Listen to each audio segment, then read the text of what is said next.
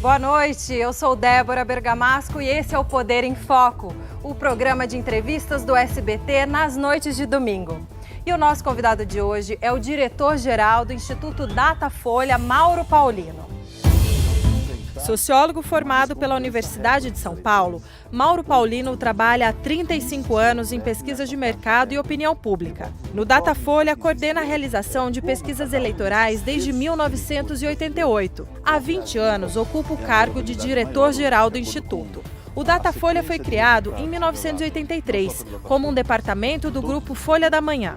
Ao longo dos anos, virou uma empresa independente e um dos mais importantes institutos brasileiros de pesquisa de opinião.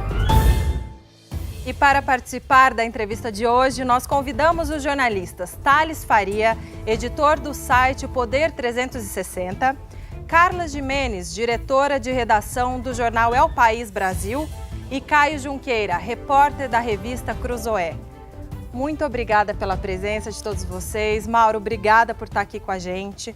Mauro, eu acho que a grande pergunta dessa eleição é o ex-presidente Lula, se ele não puder participar da eleição 2018 como candidato a presidente, qual é o poder de transferência de votos para um candidato, talvez não tão conhecido, mas por um outro candidato apoiado por Lula?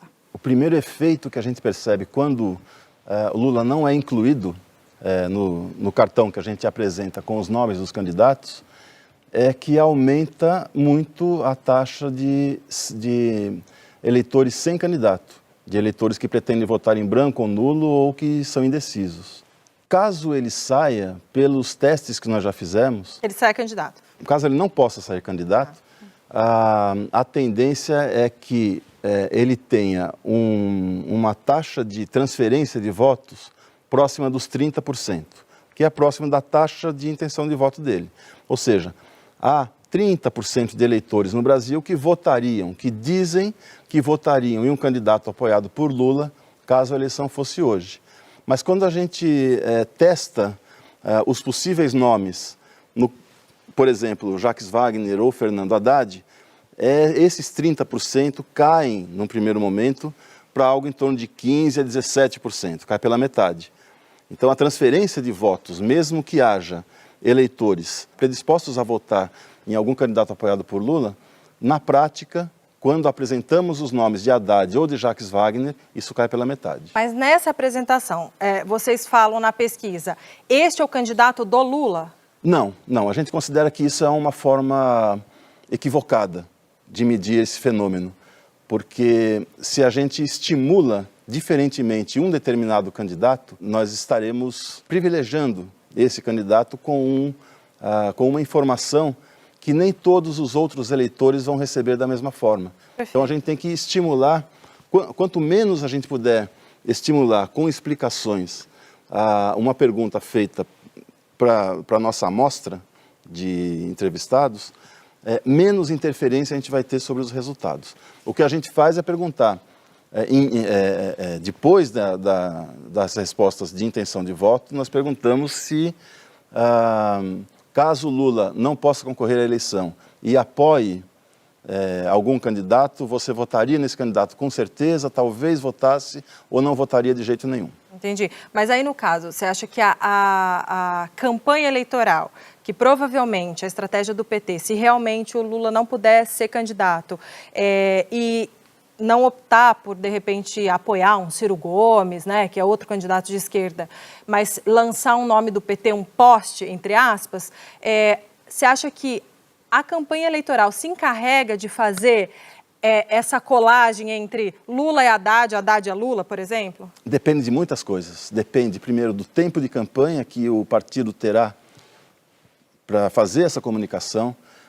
Depende do ambiente eleitoral no qual a opinião pública está inserida e que influencia muito a decisão do voto. E depende da empatia do próprio preposto, do próprio candidato que for apoiado por Lula, depende da empatia desse candidato com o eleitorado do próprio Lula. Nós vimos, por exemplo, quando o Lula lançou Dilma, no início ela tinha uma intenção de voto baixa, e à medida em que as pessoas foram descobrindo que ela era candidata do Lula e com um bom desempenho dela na campanha eleitoral, as duas coisas somadas fizeram com que ela fosse eleita.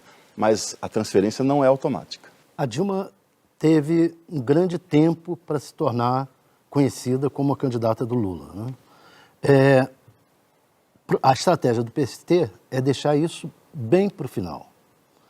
Você acha que essa estratégia é acertada ou errada? Thales, não dá para dizer, porque é uma eleição completamente diferente de todas as outras.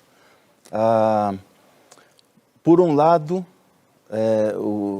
o candidato apontado pelo PT terá um tempo menor de exposição, e ele precisa dessa exposição para se tornar conhecido fora do estado onde atua. No caso, Jacques Wagner da Bahia, do Haddad de São Paulo. E reconhecido como candidato do Lula. Sim, e ser reconhecido como candidato do Lula e passar a ideia de que pode fazer o que as pessoas anseiam que o Lula possa fazer, entendem que o Lula pode fazer, né?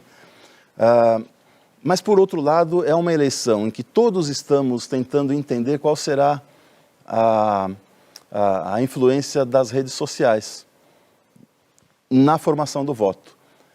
O que nós temos é que há uma troca de informações muito mais rápida do que em eleições anteriores, mesmo 2014, e uma amplitude muito maior de acesso à internet. Então, pode ser que isso compense o pouco tempo, essa rapidez na troca de informações.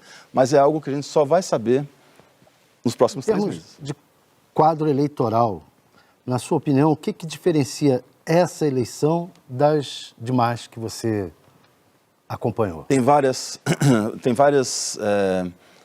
singularidades nessa eleição. Primeiro, a que salta aos olhos nesse momento é um número de eleitores sem candidato ou que, e talvez isso seja o principal, pretende anular ou votar o voto, ou votar em branco, muito mais alta do que em eleições anteriores.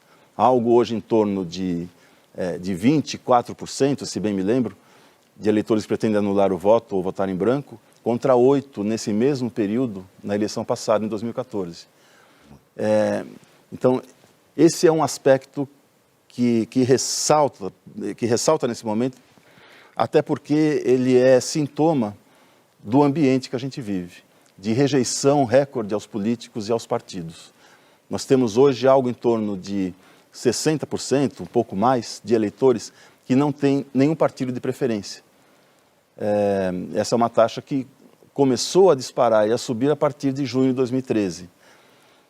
Então, essa falta, a oferta de candidatos que existe hoje e de partidos não contempla o anseio de quase metade dos eleitores. Se a gente fosse inverter a leitura de quem o eleitor prefere e olhar pela rejeição, a gente consegue projetar qual candidato não seria de jeito nenhum eleito? Olha, os mais rejeitados nesse momento, caso, por exemplo, o presidente Temer seja candidato, parece que não será, né? Mas ele seria o mais rejeitado nesse momento. Teria mais de 60%, 66%, que não votariam nele de jeito nenhum. E depois vem Lula e Bolsonaro praticamente com taxas muito próximas. Mas a rejeição é algo que é muito trabalhado pelas campanhas durante o horário eleitoral gratuito. Da mesma forma que se tenta conquistar votos, se tenta também diminuir a rejeição. E muitas vezes com algum sucesso, né? Aconteceu com Dilma, o próprio Lula. Então, eu diria que quem tem algo acima de 30% de rejeição, de 35% de rejeição, terá muita dificuldade no segundo turno. Abaixo disso... Mas entre os que confirmaram, quem está com mais de 35%? Por enquanto, Lula e Bolsonaro.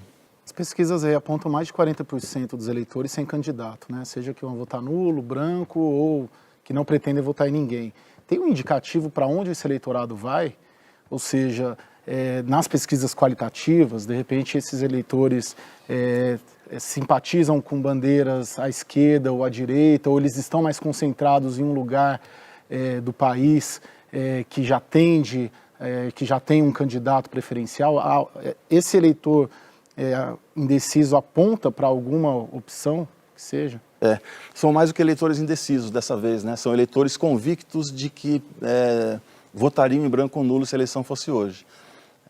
Eu acho que essa taxa talvez não fique nesse patamar tão alto, mas é possível que a taxa de brancos e nulos nessa eleição seja maior do que em eleições anteriores.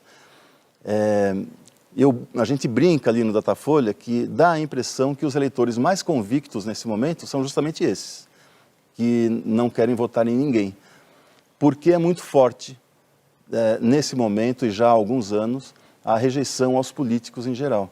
Todos os candidatos vão ter um desafio muito grande nessa eleição, que é o de convencer os eleitores. Os eleitores estão mais resistentes a serem convencidos pelo discurso político.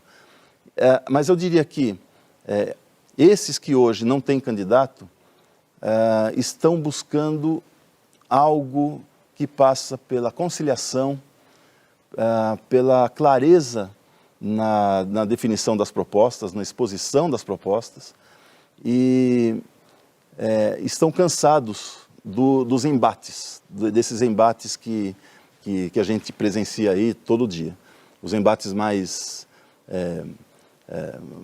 virulentos e que, na visão dos eleitores, acaba não levando muito a soluções dos problemas, e são vários problemas urgentes que eles têm hoje para resolver. Mauro, agora no Tocantins, no estado do Tocantins, você teve eleição suplementar para o governo do estado e a taxa de abstenção foi muito alta. A pesquisa Datafolha, ela está captando aí 40% dos eleitores entrevistados que não têm candidato, mas ela consegue captar também projetar qual vai ser o nível de abstenção para essa próxima eleição? Quando chega mais próximo da eleição, a gente começa a perguntar se pretende comparecer às urnas. Então, a gente tem esse controle a partir de faltando um mês para a eleição. Mas, por incrível que pareça, talvez essa eleição tenha uma taxa de abstenção menor do que eleições anteriores. Agora você me surpreende, por quê? Porque está havendo, né, ou houve, acho que já terminou, o recadastramento dos eleitores. Então, uma grande parte da abstenção de eleitores que ou não votam na cidade, transferiram o título e não vão votar, ou já morreram. Né? O último recadastramento foi há mais de 30 anos. Então, muita gente que morreu continua cadastrada nos lugares onde não houve recadastramento. Então, como houve cerca de 50% de recadastramento, é possível que a gente tenha uma taxa de abstenção mais baixa por causa desse fenômeno. Mas aí no Tocantins, isso... Mas então, o que ocorreu no Tocantins, de fato, ali houve o recadastramento, mas foi uma eleição fora de hora e que também reflete esse desinteresse. Não é bem desinteresse, é essa resistência dos eleitores em votar em alguém e até comparecer às urnas. Então, pode ser que seja um sinal de que os eleitores estejam muito refratários. Mas eu acho que é mais porque foi uma eleição fora de hora e que quem assumiu vai ficar no poder só até agora o final do ano. Né? Mas teve um fenômeno agora vai ter um fenômeno agora nessa eleição, que lá no Congresso estão começando a comentar, que é o voto biométrico. Muita gente não registrou a sua biometria. Parece que é 6%. E isso vai dar uma diferença na contagem de votos total e no peso dos votos. Nas pesquisas dá para perceber isso, não? Isso nós já, a partir da próxima pesquisa, a gente já pensa em perguntar sobre isso. Se recadastrou, se fez o cadastramento biométrico, né? Biométrico, porque são detalhes que acabam, no final, interferindo nas taxas de votação e que, se houver uma eleição muito acirrada, são esses detalhes que definem. Então, a gente presta muita atenção nisso, mas a partir da próxima a gente deve começar a perguntar sobre isso. Mauro, tem uma coisa que aparece já nas pesquisas que entre os votos que já estão definidos em candidatos como o Ciro ou o Bolsonaro, tem mais, os homens aparecem mais, as mulheres estariam mais indecisas. Saiu uma pesquisa, uma análise recentemente que circulou no mercado financeiro dizendo que era óbvio que o Bolsonaro ia ganhar porque as mulheres acabam seguindo decisão do marido.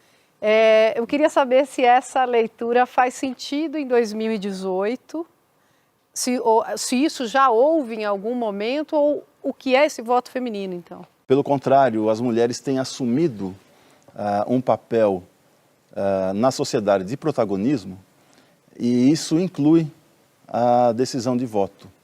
As mulheres têm assumido no lar um papel mais influenciador do que os homens. E muitas vezes a gente observa algumas tendências que ocorrem entre as mulheres que na pesquisa seguinte se confirmam entre os homens. Ou seja, isso os já maridos vem de algum obedecem tempo. às mulheres, então? Preponderantemente hoje as mulheres mandam mais em casa do que os homens, até porque há muitos lares em que a chefe da família é a esposa. E essa hoje é uma das maiores preocupações do Bolsonaro, porque ele, na verdade, está mal entre as mulheres.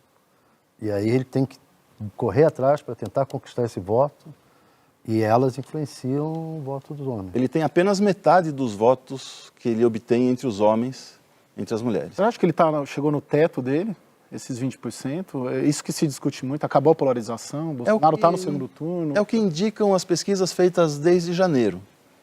A gente percebe que ele parou de subir a partir da pesquisa que nós fizemos em janeiro e ficou muito estabilizado. Mas estabilizado em 20 é bem estabilizado, né? É uma grande chance que se mantiver esse patamar de passar para o segundo turno, ainda mais se a gente tiver uma taxa de brancos e nulos mais alta, porque aí, como os brancos e nulos são descartados, o número de votos necessário para passar para o segundo turno, o número de votos válidos, acaba sendo menor. E dá para projetar o fim da polarização aí, PT e PSDB, que desde 94 tem no segundo turno?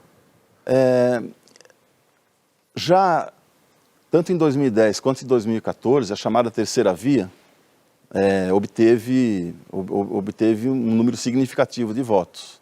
Em 2014, por pouco, Marina não passou para o segundo turno. Ela, nas últimas semanas, após os ataques, ela sem tempo de se defender, ela acabou caindo e não foi para o segundo turno. Quando a gente observa a evolução dos votos para PT e PSDB ao longo das eleições, a gente percebe que o PT vem caindo, o PSDB permanece estável e a terceira via, os outros candidatos, vêm subindo. Eu acho muito possível que nessa eleição haja uma disputa acirrada entre 3 ou até 4 candidatos pelas 2 vagas no segundo turno. Mauro, por que o ex-governador de São Paulo, Geraldo Alckmin, que já disputou a presidência em eleição anterior, é bastante conhecido, por que ele não decolou nas pesquisas? Ele até deu uma declaração falando, eu não sou avião para decolar, mas por que, tirando essa gracinha, por que ele não decolou nas pesquisas ainda? É um processo, e como eu disse, esse processo está mais condensado nessa eleição. Vai ficar condensado ali agora em praticamente 2 meses. Eu acho que a gente vai ter muitas mudanças, muitas alternâncias importantes nas próximas pesquisas, até o dia da eleição. E é possível que Alckmin possa repetir o desempenho dele em 2006, né? Que ele também não tinha uma taxa muito alta de intenção de voto e ele foi crescendo aos poucos a partir do início do horário eleitoral. Mas também naquela época o PSDB não sofreu o desgaste que sofre hoje, né? Não. E o horário eleitoral era maior. Ele tinha mais tempo e não tinha redes sociais, quer dizer, é um outro ambiente. As dificuldades devem ser maiores.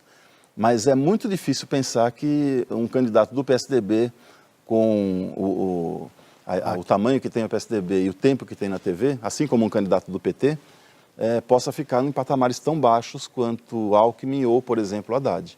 É muito possível que ele cresça. Agora, o quanto vai crescer e se isso será suficiente para levar para o segundo turno?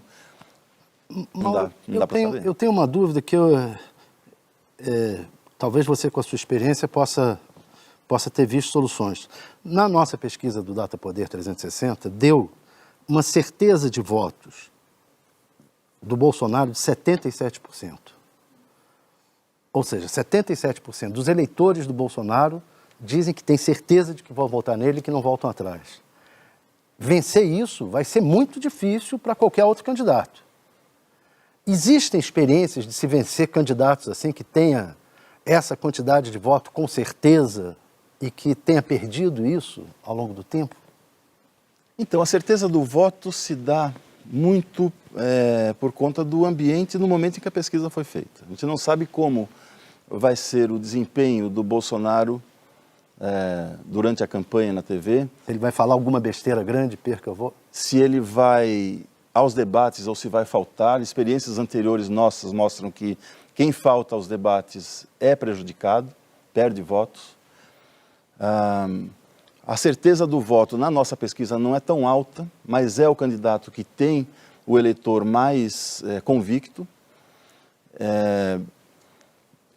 Então tem esses fatores, né? A gente tem o nosso limite para mostrar o que está acontecendo nesse momento.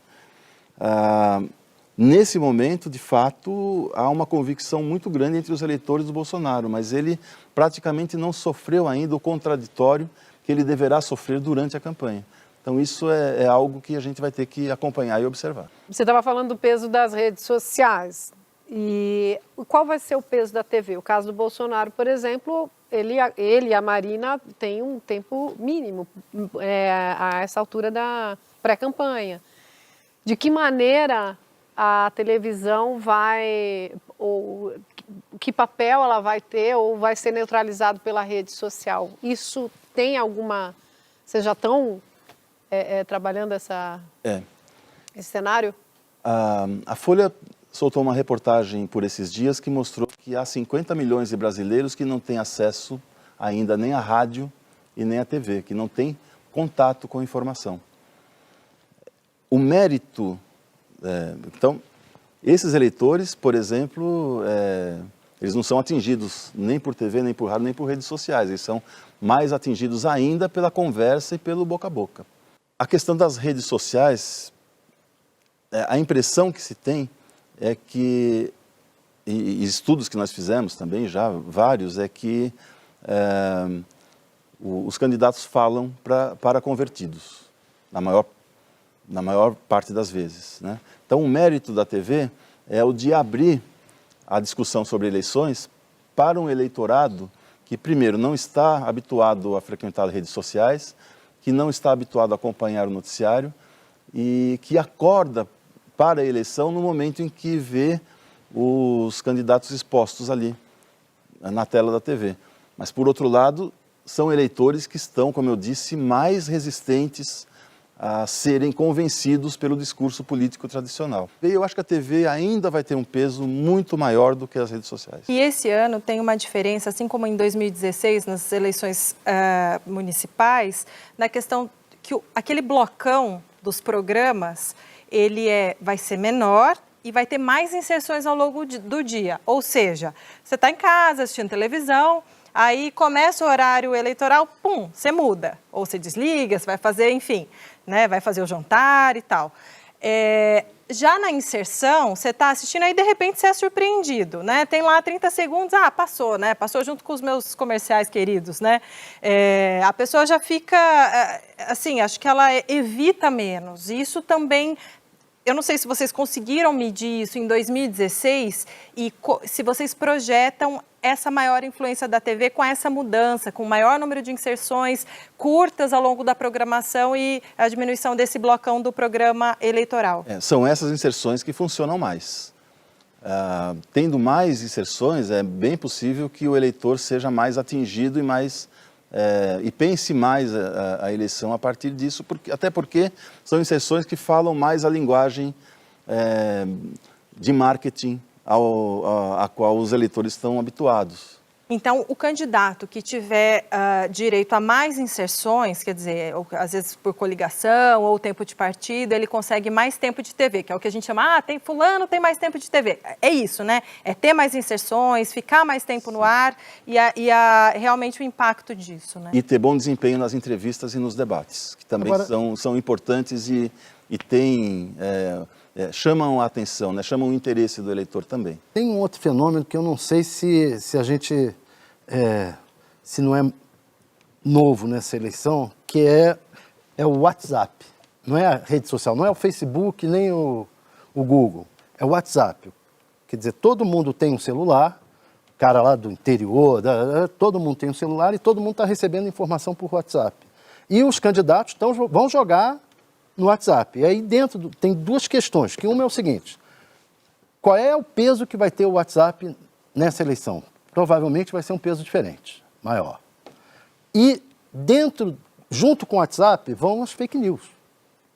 Quer dizer, qual é o peso... Mas quase metade, né, das notícias que circulam no WhatsApp são falsas. Isso. Aí Mas qual quando é o a gente peso... fala em redes sociais, a gente inclui o WhatsApp? A gente está aqui falando, redes sociais... É que a gente pensa muito Facebook e Google, né? E Twitter e tal, mas a gente está incluindo o WhatsApp nessa conversa? Quando eu falo de redes sociais, eu incluo o WhatsApp, mas, de fato, se algo vai interferir, vai influenciar e vai mudar alguma coisa na eleição, que esteja na internet, é o WhatsApp, pela abrangência, né? Pelo alcance que tem junto a todos os segmentos da população. Mauro, falando do teu negócio ali, e pesquisa, ela influencia? Eu queria que você fizesse um diagnóstico do modelo de fazer pesquisa no Brasil e da influência dela nas eleições. Toda eleição tem um candidato que bate em instituto. Nessa campanha, acho que o Bolsonaro sai, por exemplo, um Datafolha, ele vem, faz o vídeo e critica. Ela influencia a decisão do eleitor. E os diferentes, hoje tem muito instituto fazendo. Eu queria que você fizesse uma avaliação sobre esses diferentes institutos e a influência deles na eleição. Primeiro, falar um pouco desse termo, influência, que ele é um termo um tanto negativo e que eu acho que ele não é exato para definir o que a pesquisa proporciona. Na verdade, a pesquisa proporciona informação. Claro. E quando a gente fala de pesquisa, a gente está falando, na verdade, apenas de um instrumento que reflete a opinião pública. Então, quando se ataca a pesquisa, na verdade, a gente está questionando de que forma a opinião pública está se expressando. Nós somos apenas um instrumento para essa expressão da opinião pública. É um resquício de autoritarismo, né? Esse tipo de postura de que a pesquisa influencia, que tem que segurar as pesquisas para não influenciar. E há muitas tentativas, vários projetos de lei tramitando no Congresso, e sempre há, para tentar diminuir a atuação dos institutos de pesquisa. No fundo, impedir que o cidadão tenha acesso a uma informação. Sim, são informações que a gente colhe da opinião pública e devolve. Por isso, o Datafolha atua de uma forma muito cuidadosa e responsável, porque, de fato, são informações que são levadas cada vez mais em conta pelos eleitores, mas também, por exemplo, nesse momento, na captação de recursos pelos partidos. E nas coligações, que é muito importante. Hoje em dia, até o Marcos Pestana, que é um deputado do PSDB de Minas Gerais, deputado federal, ele falou o seguinte: esses partidos que ainda não se coligaram, mas que são muito poderosos, têm muito dinheiro e muito tempo de TV, estão mais preocupados com o resultado das pesquisas, ou seja, o potencial de vencer, do que do seu programa de governo. Ou seja, eu acho que isso casa com o que o Caio falou, no sentido de uma influência, né, no cenário, se não só do eleitor, mas até nas coligações. É uma informação que acaba influenciando uma série de segmentos. Então, os partidos, para conseguir recursos, quem está em primeiro lugar nas pesquisas tem mais facilidade nesse ambiente. Os próprios eleitores levam muito em conta as pesquisas, especialmente as pesquisas do final. Eu posso até citar o caso que é por muitos considerado o erro das pesquisas. No final do primeiro turno de 2014, muita gente diz: os institutos não conseguiram prever que Marina não iria para o segundo turno, né? Que Aécio iria no lugar de Marina. E naquela véspera, no sábado anterior à eleição, 5 institutos divulgaram pesquisas. Os 5 institutos, pesquisas presenciais, feitas ou nas casas ou na rua, e os 5 institutos davam o Aécio ultrapassando Marina na margem de erro com 2 ou 3 pontos apenas de diferença. E depois isso, no dia da eleição, abriu. Por quê? Porque muitos eleitores que votavam em Marina, porque achavam que era o nome com mais condições de derrotar Dilma, acabaram percebendo que, na verdade, na reta final, esse nome era Aécio. Isso aconteceu também, ajudou, pelo menos aqui em São Paulo, na eleição para prefeito, o Dória a ganhar no primeiro turno, quando viram que o Haddad estava crescendo. Estava crescendo, que havia o risco da eleição. Mas veja bem, tem uma questão conceitual aí. Isso que você falou, os partidos, para se coligarem, procuram sempre, desde o tempo, desde a Idade Média, desde a Idade das Pedras, procuram quem está melhor para se juntar. Antes eles iam pelo cheiro. Agora podem seguir pelas pesquisas, por uma informação precisa. Hein? É um equívoco. Você quer impedir que as pessoas tenham essa informação para tomar a sua decisão? Quer dizer, não faz sentido. É melhor que as pessoas tenham informação. Como é que seria uma eleição sem pesquisa de opinião hoje no Brasil? O que aconteceria? Eu tenho muita curiosidade de saber como seria. Eu tenho já uma outra coisa. Conversei um pouco, muitas vezes, com a Márcia Cavallari do Ibope, que é CEO do Ibope Inteligência, e a gente tem muito essa curiosidade, porque há tanta gente pedindo o final das pesquisas, né, pelo menos um mês antes da eleição, 15 dias antes da eleição. Seria muito interessante perceber como que seria o eleitor votando às cegas. Isso acontece nos pequenos municípios, em eleição para prefeito, que não tem os grandes institutos cobrindo, e os eleitores votam de acordo ali com o que eles ouvem, o que eles conversam. Mas mesmo nesses lugares, nos pequenos municípios, tem instituto de pesquisa. Você entra lá no registro do TSE, tem muitos institutos de pesquisa. Lá em Barretos tem, Caio? Bebedouro. Bebedouro. O que garante que esses institutos pequenos não estão ou manipulando ou organizando a ordem das questões de maneira a direcionar o eleitor. É isso, porque pode ter um erro na origem, não pode? Sim, isso pode. que Pode. Acontece muito também nesses pequenos municípios de distribuírem panfletos com a marca Ibope ou com a marca Datafolha, com resultados falsos. Tem muita coisa estranha acontece envolvendo pesquisa. Por isso que o Datafolha, o Ibope, a ABEP, que é a Associação Brasileira de Empresas de Pesquisa, nós nos preocupamos muito com a forma, agora voltando ao final da sua pergunta, com a forma como se está atuando com pesquisas no Brasil nesse momento. Eu tenho restrições à pesquisa do Data Poder 360, tivemos um embate, eu e Fernando Rodrigues e Márcia Cavallari, no seminário da Abrage há uma semana. Restrições às perguntas por telefone? Eu acho que a pesquisa por telefone, pelo menos o Datafolha, não aplica pesquisas por telefone em pesquisas de intenção de voto. Por quê? Nós fazemos muita pesquisa por telefone, a gente tem uma central telefônica enorme, uma das maiores do Brasil, apenas para fazer pesquisas telefônicas para mercado e para abordar outros assuntos que não sejam tão... que não precisem de uma amostra que represente o total do Brasil. A gente tem hoje, por exemplo, cerca de 10, 11% de eleitores que não têm nem telefone fixo, nem telefone celular.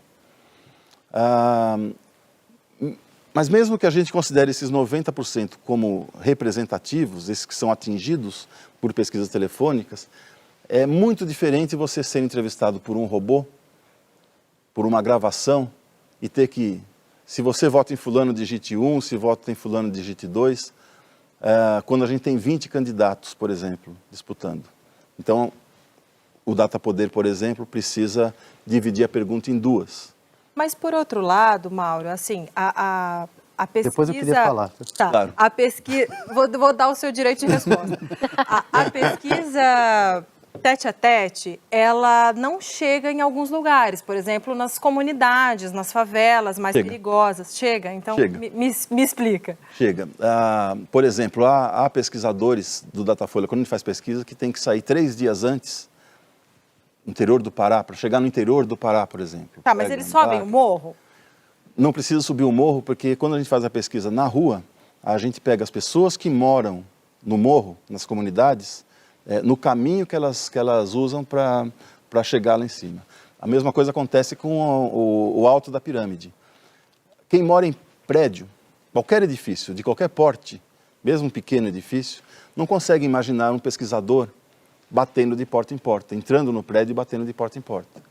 Mesmo que não tenha porteiro, as dificuldades são muito grandes para isso. Então, só para dar um exemplo, a gente pega essas pessoas circulando em pontos não de grande fluxo, como muita gente diz, a gente não faz pesquisa no Largo da Batata, Copacabana, nas grandes concentrações, a gente faz pesquisas em municípios de todos os portes, naquele local que reúne o açougue, a padaria, a banca de jornal, por exemplo, ou nas proximidades de onde as pessoas circulam das suas casas. Tá, antes de passar para o Thales, mas só para complementar, mas às vezes, pessoalmente, o eleitor não pode ficar constrangido de dizer, por exemplo, que vai votar no Trump, no caso das eleições dos Estados Unidos, ou de repente ficar constrangido de dizer que vai votar em determinado candidato do Brasil à presidência? Isso, por telefone, ele neutraliza isso ou não? Não, primeiro que a comparação que se faz com os Estados Unidos, primeiro tem que dizer que nos Estados Unidos as pesquisas acertaram. As pesquisas nacionais... O telefone acertou mais. As pesquisas nacionais... O Trump... Mas os Estados Unidos dá para fazer pesquisa por telefone. Estou gostando, que assim a gente aquece essa madrugada. A primeira coisa é isso, acertou mais. Não dá para comparar Estados Unidos com o Brasil, ao contrário do que o Fernando Rodrigues gostaria, porque ali a cobertura telefônica é muito maior, as listagens de telefones celulares também são muito mais consistentes do que no Brasil. A abrangência de telefone faz tanta diferença assim? Pode fazer, numa eleição acirrada, como essa promete ser, pode ser que faça. Está tendo uma discrepância grande, um ponto de maior discordância, eu acho, entre a pesquisa Datafolha e a Datapoder, que é a Marina e o Ciro. E o Bolsonaro. O Datapoder dá mais 4 ou 5 pontos para o Bolsonaro, estou falando de memória. Dá bem menos para a Marina do que dão Datafolha e Ibope.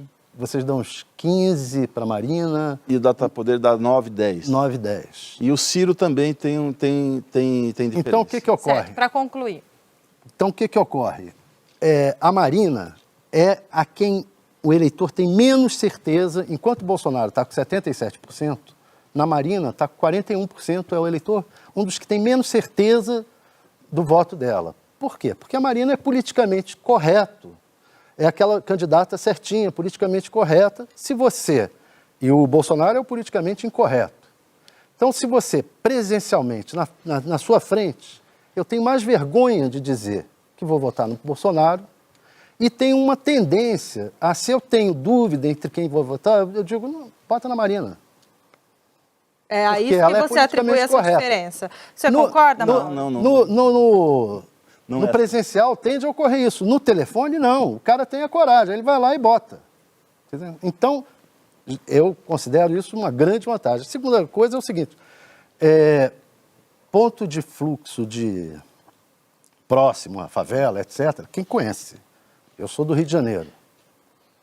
Quem conhece o Rio de Janeiro e conhece onde são as favelas, que são ali em Copacabana, em Botafogo, não é só a Rocinha. As favelas estão espalhadas pelo centro urbano e você está ali no caminho da classe média e da classe alta, você tem a favela, o caminho da favela juntos, misturados. Não é por aí que você separa. Já nós, por telefone, não. É outra coisa que você falou. Por telefone, nós vamos pelo CEP, nós chegamos no alto da Rocinha, no alto do Morro do Juramento, da favela da Maré, lá dentro. Tá certo. Para quem chegou agora, só para vocês entenderem, a gente está entrevistando Mauro Paulino, do Instituto Datafolha, e o Thales é o jornalista, um dos jornalistas convidados para ajudar nesse debate, mas ele também trabalha no Poder 360, que é um site que também tem um instituto de pesquisa, mas diferentemente do Datafolha, nas pesquisas de intenção de voto, o Poder 360 faz por telefone. E o Datafolha não. Agora eu quero ouvir a tréplica do Mauro Paulino, só que vai ser depois do intervalo. A gente vai fazer uma pausa e o Poder em Foco volta daqui a pouco.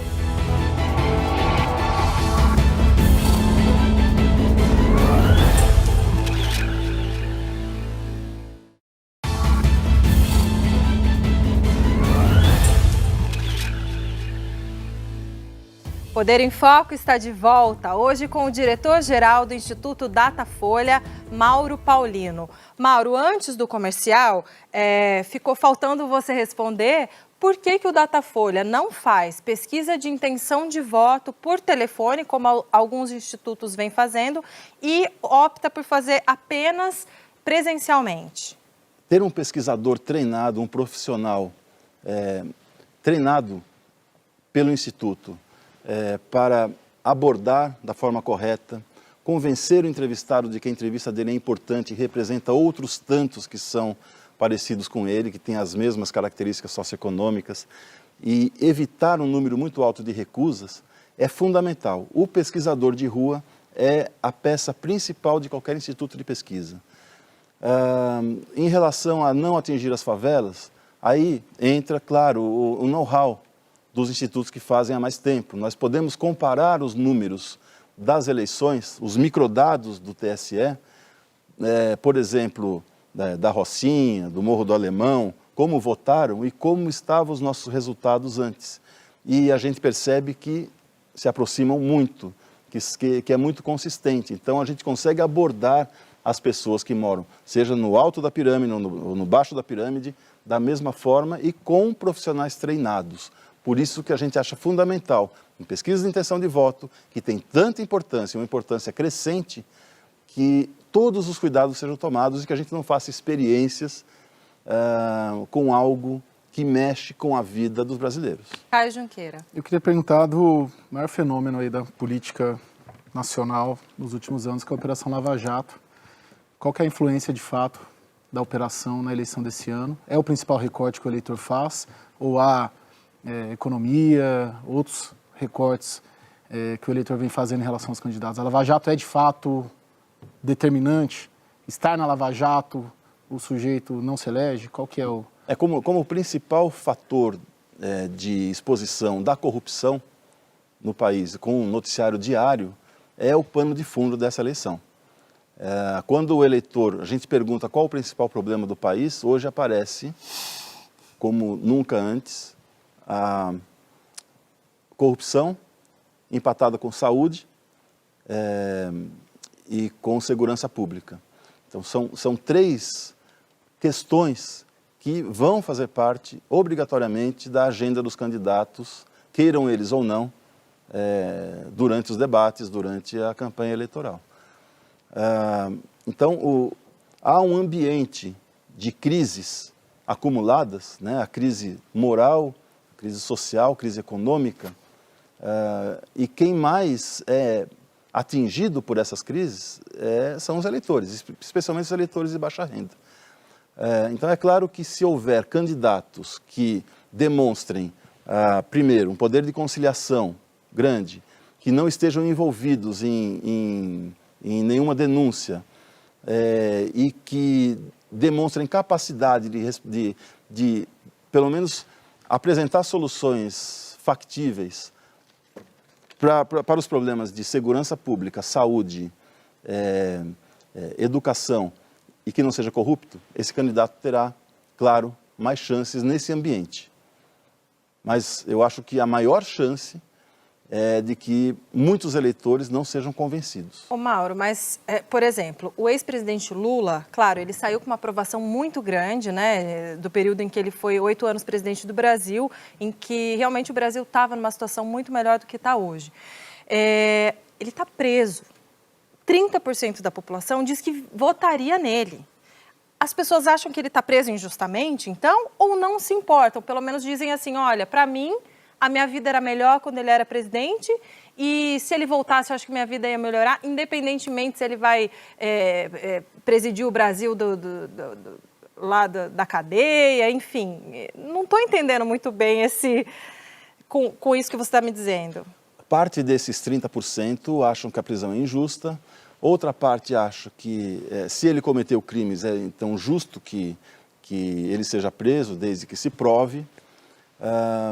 Mas o principal fator que explica isso é que a partir do momento em que outros partidos começaram a ser acusados de corrupção, especialmente a partir do momento em que o Aécio Neves, do PSDB, passou a ser acusado também, em que houve aquela foto, aquelas imagens das malas dentro do apartamento, enfim.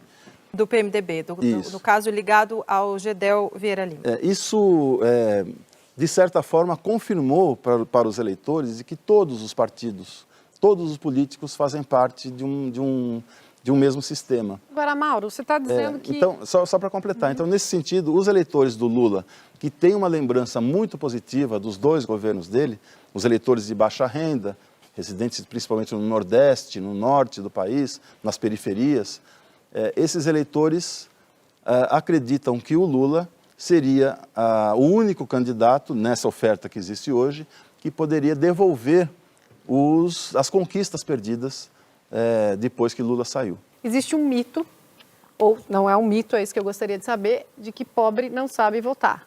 Isso é uma frase que toda eleição volta e que ficou muito forte em função do PT, que seria o partido corrupto. Pobre não sabe votar? Rico sabe votar? Os eleitores, de um modo geral, votam de uma forma muito pragmática, escolhendo aquele candidato que vai facilitar ou, pelo menos, não vai atrapalhar tanto a sua vida cotidiana. Então, se há candidatos que já passaram pelo governo, ou por algum governo, e demonstraram capacidade de resolver determinados problemas, de incluir os eleitores mais pobres, por exemplo, no caso do Lula, eles terão preferência nesse ambiente em que todos estão misturados.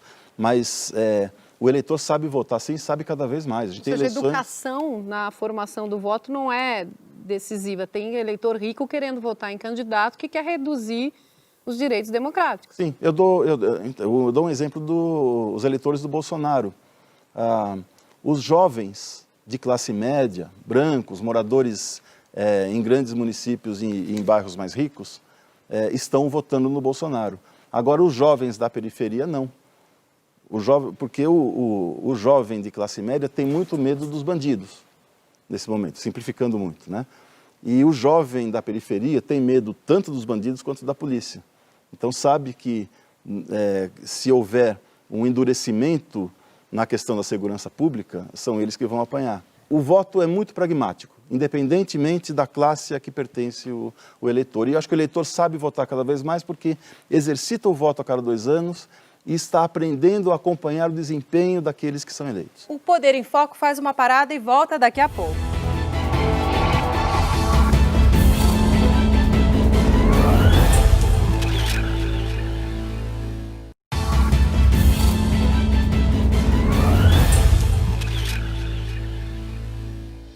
Estamos de volta entrevistando o diretor-geral do Datafolha, Mauro Paulino. Mauro, partidos como o PSDB e partidos de centro apostam, e eu converso com representantes de todos eles apostam o seguinte: olha, o brasileiro não gosta de extremos, o brasileiro não é radical. No fim das contas, o brasileiro vai optar por aquele que tiver um discurso mais moderado. Você concorda com isso em 2018? Concordo em parte, mas o eleitor não vota por ideologia. O eleitor vota mais, especialmente nessa eleição, por pragmatismo. Então, eu acho que não é uma regra. Isso vai depender muito do desempenho de cada candidato, especialmente dos candidatos na comunicação com a população, independentemente do espectro político. Eu queria saber uma coisa. Vamos supor que o Lula tivesse sido preso e o PT divulga uma nota de que ele não vai concorrer. Como estaria as pesquisas hoje? Porque, pelo que você disse, inclusive, um pouco dos votos do Lula são votos de protesto de quem não concorda com a prisão dele. Não sei. Seria um fato relevante na campanha. Não há como negar que o Lula é o personagem central ainda dessa eleição, mesmo preso.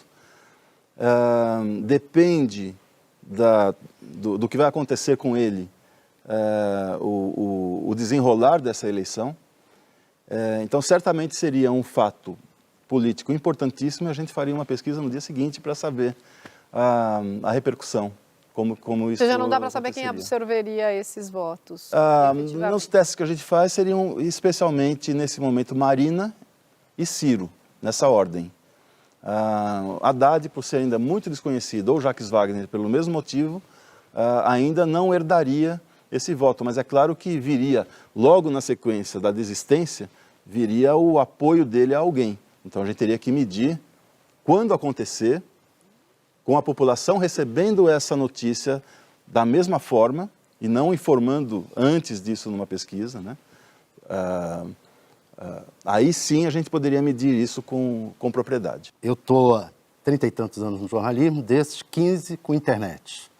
Vi a velha mídia resistindo muito à internet e agora lamento estar vendo boa parte dessa resistência à internet, os jornais, revistas de grande nome estarem em situação difícil. Queria saber de você, como que você vai convencer aquele sujeito, aquelas empresas que você vende a pesquisa telefônica, de que ela é pior do que a pesquisa que você faz para eleitoral? Olha, como eu não vou revelar, porque senão você vai usar isso, mas eu já convenci tanto a Folha quanto a TV Globo. Vocês estão entrando numa barafunda, vão ficar sem saída. Olha, e quanto a desempenho... Como a mídia, velha mídia. Quanto ao desempenho do que você chama de velha mídia, de jornais tradicionais, o desempenho da Folha de São Paulo na internet é exemplar. Ela teve que ir para a internet. Sim, mas é claro, todos tiveram. Como vocês vão ter que ir para a gente. Não. Há uma série de questões metodológicas muito sérias e, sinceramente, eu acho que vocês estão brincando com coisa muito séria. Mauro, assim, bem rapidinho para encerrar, eu quero saber o seguinte: tem uma tradição no Brasil de que o candidato que bate muito no adversário acaba perdendo, sofrendo um desgaste por causa disso. Nesse ano tão belicoso, com essa sociedade belicosa como está, você acha que quem bate perde? Como é que vai ser? É uma eleição diferente das outras. Nas outras nós observamos isso, mas é muito possível que nessa o eleitor esteja esperando algum tipo de agressividade, mas sem passar dos limites. O eleitor também está cansado dessa agressividade, mas pelo ambiente no qual ele se insere nesse momento, que ele presencia, que ele vê acontecer, eu imagino que deverá ser uma campanha um pouco mais agressiva do que outras. Mauro Paulino, muito obrigada pela sua entrevista, obrigada pela sua presença. Jornalistas convidados, bancada, muito obrigado por terem contribuído com esse debate. E você de casa, obrigada pela audiência. Poder em Foco volta no próximo domingo, depois do programa Silvio Santos. Eu espero você. Uma boa noite e uma ótima semana.